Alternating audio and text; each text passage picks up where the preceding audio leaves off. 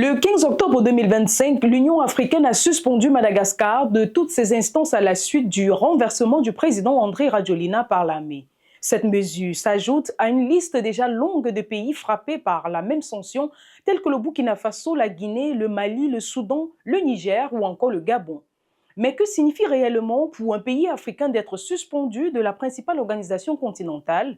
Quel impact cette décision peut-elle avoir sur sa diplomatie, son économie et sa place dans les instances régionales? Season Media vous dit tout.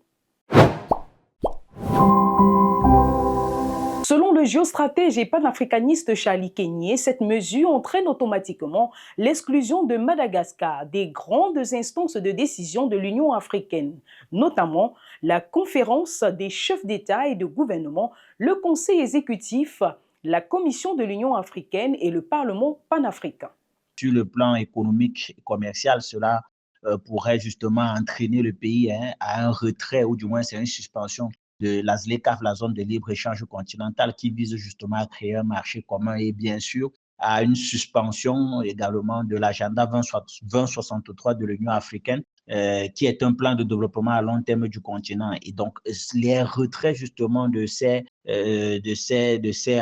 programmes pourraient conduit à un ralentissement des projets de développement dans le pays parce qu'il faut dire que les financements étrangers également tiennent compte d'un certain nombre de recommandations qui se font au niveau de ces organes-là pour véritablement s'impliquer dans des projets d'investissement et de développement à l'intérieur des pays africains.